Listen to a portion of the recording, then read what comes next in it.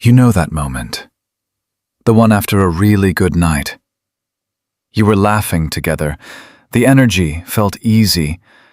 They looked at you in that soft, unguarded way that made you think, maybe we're finally getting somewhere.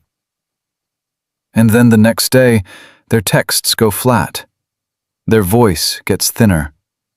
You ask if something's wrong and they say, "No, I'm just tired." But you can feel it. The distance, the shift, the room between you getting colder while they're still, technically, right there. And in your head, it's the same spiral. Why does this keep happening? Did I get too close? Did I say too much? Why do they open up and then disappear? Am I asking for too much? Am I the problem? Here's the truth most people never tell you. They didn't pull away because the connection wasn't real. They pulled away because it was. And that matters. Because you're not failing at love. This is not proof that you chose the wrong person. And no, you are not too much for wanting consistency, presence, and emotional safety. Every person who has ever loved someone avoidant has stood exactly where you're standing. By the end of this video, you're going to understand why avoidant people pull away when things get deeper, why someone like you feels so disorienting to them, and how to stop getting trapped in the cycle of closeness, distance, and confusion.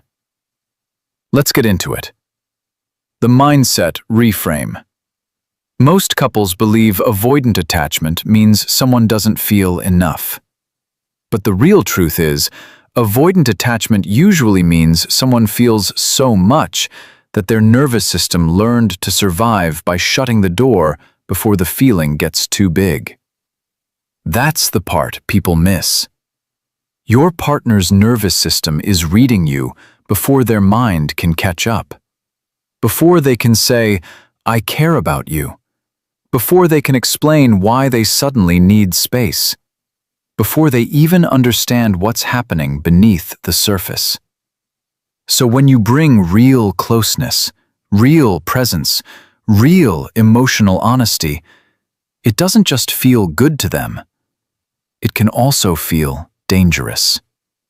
Not because you're dangerous, because closeness has been wired in their body as pressure, engulfment, expectation, or loss of self. Not because they're heartless. Not because you imagined the connection. Not because you asked for too much, but because love, for them, has often been filtered through protection. And here's what changes everything. When safety leaves a relationship, love doesn't always disappear. Sometimes it goes underground.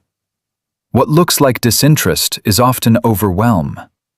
What looks like stonewalling is often someone who has been internally flooded for so long that silence feels like the only escape hatch left. Most couples keep trying harder at the level of words, more explaining, more texting, more processing, more, "Can we talk?" But if the emotional tone stays the same, the cycle stays the same. Because this isn't just about communication. It's about attachment. It's about two nervous systems trying to protect themselves while both people quietly long for connection. That's why one person reaches, the other withdraws. One says, "Come closer." The other feels, "If I get too close, I disappear." And when you understand that, you stop taking every withdrawal as a verdict on your worth. You start seeing the cycle for what it is. Predictable, painful, but very real. And once you can see it clearly, you can stop feeding it. 1. You don't feel familiar. Most couples think attraction means compatibility, but with avoidant attachment, familiarity often matters more than chemistry. If someone grew up around emotional inconsistency, distance can feel normal. Being self-contained can feel safe. Needing no one can feel strong. So when they meet someone like you, someone emotionally available, direct, warm, and real, it doesn't just feel refreshing. It can feel unfamiliar in a way their body doesn't know how to relax into. That's why most people in relationships misread the moment. They think, if they're pulling away, I must not matter. But the deeper truth is that you may matter so much that your presence touches needs, fears, and longing they've spent years keeping under control. Somewhere inside, a quiet thought starts moving. If I let this in, I won't be able to stay numb. So the disconnecting version sounds like this. Why do you always do this? We get close and then you vanish. Just tell me if you want this or not. The connecting version sounds like this. I can feel you pulling back. I'm not here to force you, but I do want honesty, because what's happening between us is real. One version makes them defend. The other makes them feel seen. And when you do that, the walls between you start to come down, without either of you having to say a word. 2. Your calm can feel loud to them. Here's the part no one talks about. Most couples assume calm is always received as safe. But for an avoidant person, calm emotional presence can feel louder than conflict. Why? Because conflict is familiar. Deflection is familiar. Joking it away is familiar. But a steady person who stays present without attacking, without collapsing, and without chasing? Man, that can feel almost unnerving. Their nervous system is like a smoke detector set too sensitively. It cannot always tell the difference between honest closeness and danger, so it sounds the alarm anyway. That's why most couples get confused here. They think, I'm being mature, I'm being reasonable. Why are they still shutting down? Because beneath the surface, what they may be hearing is not your tone. It's pressure. It's expectation. It's, I'm about to be needed in a way I don't know how to survive. And inside them, the monologue can sound like this. She's being kind, which means this matters. He's not yelling, which means I have nowhere to hide. If I stay here, I might actually have to feel this. So the disconnecting version sounds like this. Can you at least look at me when I'm talking? This is exactly why nothing ever changes. The connecting version sounds like this. I'm not asking you to fix this right now. I just want to stay in the same room emotionally for a minute. That shift is everything. Not softer because you're weak, not careful because you're walking on eggshells, but grounded because you know safety is what allows truth to breathe. And that's the shift that turns a relationship from a pressure chamber into a place where repair can actually begin. 3. They often pull away right after intimacy. Most couples think distance means something went wrong. But with avoidant patterns, distance often shows up because something went right. This is one of the most painful cycles to live through. You have a deep conversation. They open up. The eye contact lingers. The affection feels real. Maybe they even say something vulnerable they don't usually say. And then, almost on cue, they go quiet. Slower replies, less warmth, a little more withdrawn. And you're left staring at your phone thinking, what the hell just happened? But here's what nobody explains. Intimacy can create a kind of emotional aftershock. For someone avoidant, closeness doesn't just bring comfort. It can bring exposure, dependency, the terrifying feeling of being emotionally visible. And when that happens, their system often moves to re-establish distance so they can feel regulated again. Most couples chase right there. That's the trap. Because the more one person reaches in panic, the more the other feels crowded. So the disconnecting version sounds like this. You were so open with me yesterday, and now you're acting weird.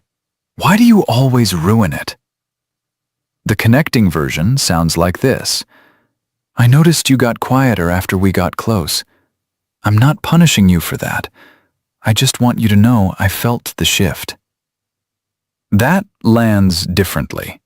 Because now they don't just feel accused, they feel accurately read. And when someone who is used to hiding realizes, you saw me pull away and you didn't try to control me, something in them softens. That's when your partner stops feeling like a problem to solve and starts feeling like a person who may finally be safe enough to stay. 4. Consistency is what exposes the pattern. And this is the one most couples never figure out. Grand gestures impress people. Consistency changes them. Most couples think the breakthrough comes from the big conversation, the perfect text, the one night where everything is finally explained in exactly the right way. But avoidant dynamics are rarely transformed by intensity. They are exposed by steadiness. Because when you are consistent, they can't keep blaming chemistry. They can't keep telling themselves you were just a phase. They can't keep hiding behind ambiguity. Your consistency becomes a mirror. And that mirror can be deeply uncomfortable. Because now they have to face the difference between someone who is emotionally available and the patterns they've been living inside for years. This is where the unspoken thought often appears. Why does this person keep showing up without trying to control me? Why do I feel calmer with them and still want to run? Why does this feel real? Most couples confuse consistency with overgiving. It's not the same thing. Consistency is not abandoning yourself to prove your love. Consistency is being clear, stable, and emotionally honest over time. So the disconnecting version sounds like this. I've done everything for you. I've been so patient. What more do you want from me? The connecting version sounds like this. I'm not here to convince you to choose me. I'm just going to stay clear about who I am, what I feel, and what kind of connection I'm available for. That kind of presence is rare. Honestly, it's rare because it's mature. And when you live that way, the relationship stops revolving around their confusion and starts revealing what is actually possible between two people. 5. You cannot love them past their defenses. Most couples believe if they just love harder, explain better, and stay patient longer, the avoidant person will finally feel safe enough to open. But the real truth is, love without boundaries often becomes participation in the cycle. This one hurts. Because your heart is good. You see beneath the surface. You see the wounded parts. You see the longing underneath the walls. But here's what changes everything. Not more patience, not better wording, not shrinking yourself into someone easier to keep around. What changes things is a form of love that includes self-respect. Most people in relationships think boundaries create distance, but healthy boundaries are what make real closeness possible, because they stop resentment from building in the dark. They say, I can care about your history without making your defenses my home. That's not cold. That's emotionally available adulthood. So the disconnecting version sounds like this. I know you've been through a lot, so it's okay. I don't need much. I'll wait. The connecting version sounds like this. I care about you deeply, and I also need reciprocity, presence, and honesty. I'm not asking for perfection. I'm asking for a real relationship. That is not a communication hack. That is identity. That is what it looks like when someone has learned to love without leaving themselves behind. And that's the shift that turns longing into dignity. 6. Their mixed signals are often mixed states. This is where it gets really interesting. Most couples think mixed signals mean manipulation. Sometimes they do. But very often, with avoidant attachment, mixed signals are exactly what they look like. Mixed internal states. One part of them wants closeness. Another part of them associates closeness with losing freedom, control, or emotional safety. So they come forward, then retreat. They miss you, then mute the feeling. They reach, then go cold. Not because none of it was real, because all of it was. That's what makes this dynamic so disorienting. You're not imagining the connection. You're not crazy for feeling the warmth. You're also not crazy for feeling the drift.